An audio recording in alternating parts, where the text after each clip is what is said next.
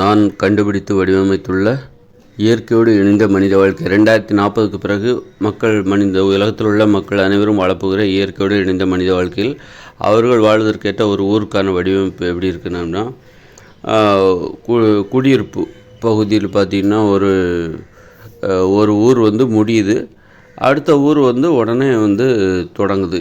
ஒரு குடியிருப்பு பார்த்திங்கனாக்கா ஒரு ஊர்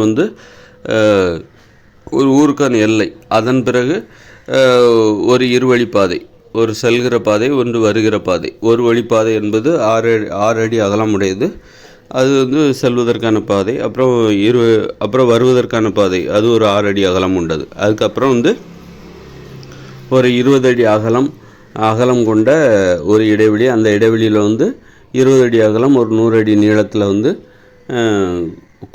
குளம் இருக்கும். 20 அடி அகலம், 100 அடி நீளம் கொண்ட நீள் சதுர சிறிய குளம் அது இருக்கும். இந்த இடைவெளியில் குறிப்பிட்ட இடைவெளி தூரத்தில் இருக்கும். சொல்லப்போனால் ஒரு 1000 அடிக்கு இடைவெளியில் இந்த மாதிரியான ஒரு குளங்கள் இருக்கும். அங்கே இயற்கையோடு இணைந்த மனித வாழ்க்கையில் பெரிய குளங்களோ ஏரிகளோ எதுவுமே கிடையாது. இந்த மாதிரியான குளங்கள் தான் குறிப்பிட்ட இடைவெளியில் அதிகமாக இருக்கும். பெரிய ஏரிகள், குளங்கள், அணைகள், அதற்காக இயற்கையோடு இணைந்த மனித வாழ்க்கையில் நான் வடிவமைத்துள்ள அந்த ஊரின் அமைப்புப்படி நான் பெரிய குளங்கள் இங்கே இருக்கும், பெரிய ஏரி இந்த இடத்துல இருக்கும், பெரிய அணை இருக்கும். இதன் மூலம் நீர் தேவையை அவர்கள் பூர்த்தி செய்து கொள்வார்கள் அப்படின்னு சொல்லிட்டு, நான் எந்த ஒரு இடத்துலையும் மிகப்பெரிய ஏரி, மிகப்பெரிய குளம் அப்படின்னு சொல்லிட்டு மிகப்பெரிய பரப்பளவை யாருக்காகவும் நான் விட்டு அதுக்காக ஒதுக்கலை. அப்போ அவர்களுக்கு நான் என்ன கொடுக்குறேன் அப்படின்னா, குறிப்பிட்ட இடைவெளியில் ஒரு நிறைய கிணறுகள், அப்புறம் இந்த மாதிரியே 20 அடி அகலம், 100 அடி நீளம் கொண்ட நீள் சதுர குளம். இவ்வளோதான். இது நீங்கள் எவ்வளோ பெருசு இருக்குன்னு நினச்சி பார்த்துக்கோங்க. 20 அடி அகலம், 100 அடி நீளம். இந்த மாதிரியான குளம் குறிப்பிட்ட சில பகுதிகளில் அதிகமாக இருக்கும். கிட்டத்தட்ட ஒரு ஊரில் இந்த மாதிரியான குளம் ஒரு 4800 பேர் வசிக்கிற ஒரு ஊரில் 300 கூட்டு குடும்பங்கள் கொண்ட ஒரு ஊரில் இது மாதிரியான குளம் எத்தனை இருக்கும் அப்படின்னா, 12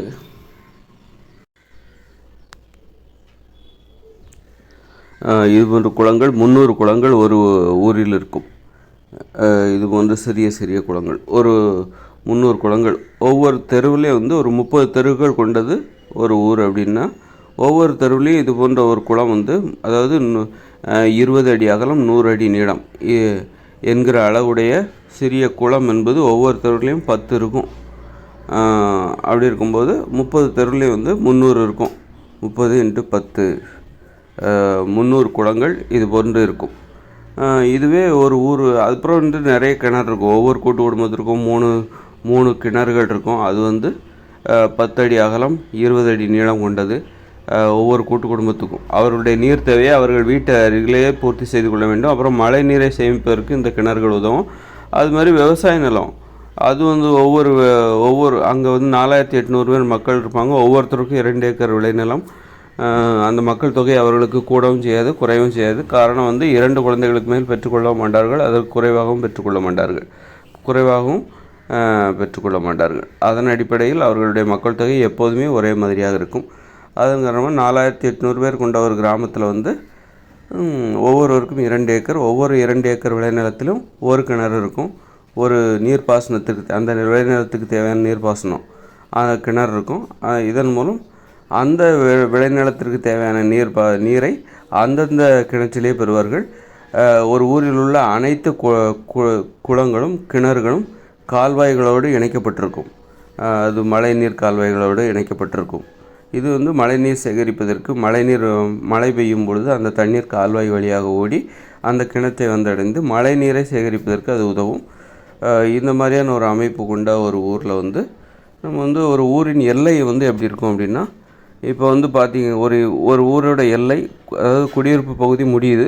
அப்புறம் ஒரு 4 வழிச்சாலை. 4 வழிச்சாலைனா போகிறதுக்கு ஒரு வழி, வர்றதுக்கு ஒரு வழி. அப்புறம் இடையில் இந்த மாதிரி கிணறுகள், அதாவது நீள் சதுர குளங்கள், 20 அடி அகலம், 100 அடி நீளம் கொண்ட குளங்கள் இடம்பெறும். அதனை அடுத்து திரும்பவும் ஒரு போக ஒரு வழி, வருவதற்கு ஒரு வழி, 6 அடி அகலம் கொண்டது ஒரு வழி, இந்த மாதிரி ஒரு 2 வழி. அதனை அடுத்து இன்னொரு ஊர். ஒரு ஊருக்கும் இன்னொரு ஊருக்கும் உள்ள இடைப்பட்ட தூரமே இதுதான். ஒரு ஊருக்கும் இன்னொரு ஊருக்கும் இந்த இடைப்பட்டுள்ள தூரம் ஒரு 50 அடி தான். இதுதான் நம்முடைய இயற்கையோடு இணைந்த மனித வாழ்க்கைக்காக நான் கண்டுபிடித்த அந்த ஊரின் வடிவமைப்பின் ஒரு சிறப்பு. பல சிறப்புகள் இருக்குது, அதில் ஒரு சிறப்பு இது. ஒரு ஊருக்கும் அடுத்த ஊருக்கும் உள்ள இடைப்பட்ட வழி தூரங்கிறதே அந்த 4 வழி கொண்ட அந்த பாதை தான், சாலை தான். அது பார்த்திங்கன்னா ஒரு 50 அடி தான் இருக்கும். 50 அடி சாலை. 50 அடியில் ஒரு சாலையா அப்படின்னு கேட்கலாம். 50 அடியில் இல்லை சாலை. அதில் போவதற்கு ஒரு 6 அடி, வருவதற்கு ஒரு 6 அடி, அது மாதிரி இருவழி சாலை. அதுக்கப்புறம் இடையில 20 அடி அகலம் 100 அடி நீளம் கொண்ட அந்த சாலை. ஒரு குளம், மழை நீர் சேகரிப்பதற்காகவும் நீர் தேவை பெறுவதற்காகவும் ஒரு குளம். அதனை அடுத்து ஒரு இருவழி பாதை. அதனால் இந்த பகுதி தான் இந்த சாலை தான் ஒரு ஊருக்கும் இன்னொரு ஊருக்கும் இடைப்பட்ட ஒரு பகுதியாகும். 50 அடி தான், சொல்லப்போனால் இது 50 அடி தான். 50 அடி தான் ஒரு ஊருக்கும் இன்னொரு ஊருக்கும் இடைப்பட்ட தூரமே. அப்புறம் அடுத்த ஊர் வந்துடுது. இப்படி ஒரு ஊருக்கும் இன்னொரு ஊருக்கும் இடைப்பட்ட தூரமே வெறும் 50 அடி தான். 50 அடி சாலை தான். இப்போ பார்த்திங்கன்னா மக்கள் தற்போதுள்ள இயந்திர அறிவியல் உலகில் பாருங்கள், ஒரு ஊரை பார்த்திங்கன்னா இப்போ நாம் வாழ்ந்துட்டுருக்கோம்ல, இப்போ பார்த்திங்கன்னா ஒரு ஊரை பார்த்திங்கன்னா ஒரு ஊர் முடியுதா, அடுத்த ஊர் எங்கே ஆரம்பிக்கும்னா ஒரு 2-3 கிலோமீட்டருக்கு அங்கிட்டு தான் ஆரம்பிக்கும். அடுத்த ஊர் இடையில அவ்வளோ இடைவெளி இருக்கும். ஒரு ஊருக்கும் இன்னொரு ஊருக்கும் இடைவெளி ரொம்ப அதிகமாக இருக்கும். ஒரு ஊர் முடியும். அப்புறம் பார்த்திங்கன்னா ஒரு 2 கிலோமீட்டருக்கு அங்கே அடுத்த ஊர் ஆரம்பிக்கும். அப்புறம் அந்த ஊர் ஒரு முடியும் போது அதுக்கப்புறம் பார்த்திங்கன்னா 1 கிலோமீட்டர் 2 கிலோமீட்டருக்கு அங்கே இன்னொரு ஊர் ஆரம்பிக்கும். இப்படி தான் சுற்றுவட்ட ஒரு ஊரை சுற்றிலும், அதாவது 4 புறத்திலும் பக்கத்தில் எந்த ஊருமே இருக்காது. ஒரு 2 கிலோமீட்டருக்கு அங்கே தான் இன்னொரு ஊர் இருக்கும். இது தற்போதுள்ள இயந்திர அறிவியல் உலகில் ஒரு ஊரின் வடிவமைப்பு. அதனாலேயே இன்னொரு தெரியல, ஒரு ஊர்க்காரங்களுக்கு இன்னொரு ஊர்க்காரங்களும் அந்நியர்களை பார்த்து கொள்வது போல், அந்நியர்கள் தான் இருந்தாலும் ரொம்ப ஒரு பகையாளர்களாக பார்த்து கொள்வது போல் ஒரு ஊர்களுக்கு இடையே வன்முறைகள்லாம் நடக்கும். அந்த ஊர்க்காரங்களுக்கு இந்த ஊர்க்காரங்களுக்கு ஆகாது, அந்த மாதிரியான கதைகள்லாம் நிறைய இருக்கும். இதுக்கெல்லாம் காரணம் ரொம்ப தொலைவு தான் காரணம். ஒரு ஊருக்கும் இன்னொரு ஊருக்கும் இடையில் அதிகமான தொலைவு தான் அந்த இரு ஊர்களுக்கு இடையே உள்ள வன்முறைக்கு காரணமாக. இப்போ ஒரு நாடு ஒரு நாடுக்கும் இன்னொரு நாட்டுக்கும் ஏன் போரில் நடக்குன்னா, அந்த ஒரு நாடு இன்னொரு நாடு ரொம்ப ரொம்ப தொலைவில் இருக்குது. ஒரு நாடு இருக்குதுன்னா அப்புறம் இன்னொரு நாடு இருக்குதுன்னா குறைந்தது ஒரு 500 கிலோமீட்டர் இல்லை 200 கிலோமீட்டர் 300 கிலோமீட்டர் அங்கிட்டு தான் இன்னொரு நாடு இருக்குது. அதனால கூட இந்த தொலைவுங்கிறது இருக்குல்ல, அது உறவுமுறைக்கு உதவாது, பகைமைக்கு தான் வழிவகுக்கும். இப்போ நீங்கள் நண்பர்னால் உங்கள் நண்பரை நீங்கள் அடிக்கடி பார்த்து பேசணும். அப்போ தான் அந்த உறவுமுறை சிறப்பாக இருக்கும்.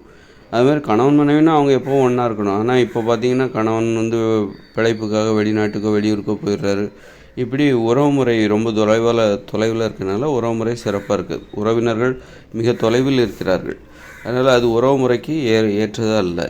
அது மாதிரி ஒரு ஊரும் இன்னொரு ஊரும் பக்கத்தில் இருக்கும்போது அப்போ தான் அவங்களுடைய உறவுமுறை சிறப்பாக இருக்கும். அவங்கள ஒரு பகையாளிகளாக பார்க்க மாட்டாங்க. ஒரு ஊர்க்காரங்க இன்னொரு ஊர்க்காரங்களை பகையாளிகளாக பார்க்க மாட்டாங்க.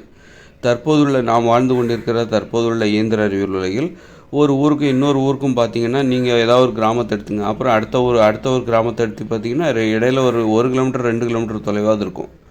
அப்புறம் இன்னொரு கிராமம்.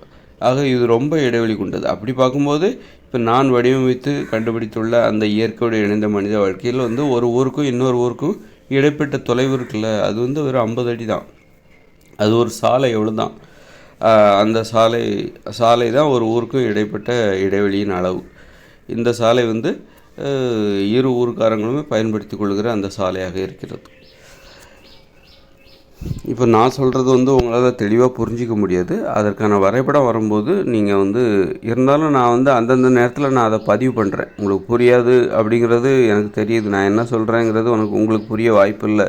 இந்த வரைபடத்தை ஒரு ஊரின் வரைபடத்தை அடிப்படையாக கொண்டு நான் ஏதாவது ஒரு தகவலை கூறினால் கண்டிப்பாக அது உங்களுக்கு புரியாது. இருந்தாலும் நான் அதை பதிவு பண்ணுறேன் அப்படிங்கிறது தான். கண்டிப்பாக அது என்னுடைய வரைபடம். அதையும் நான் ஒரு புத்தகமாக வெளியிடுறேன். அதை நீங்கள் பார்த்துக்கும்போது கண்டிப்பாக அது உங்களுக்கு தெரியும், அதை நான் இன்னும் சிறப்பாக என்னால் முடிஞ்ச அளவுக்கு நான் புரிய வைக்கிறேன். இருந்தாலும் நான் ரொம்ப ரொம்ப பெரிய படித்தவன் அல்லது எனக்கு நிறைய தொழில்நுட்ப அறிவு, கணினி சார்ந்த தொழில்நுட்ப அறிவு உள்ள ஒரு ஆள் கிடையாது.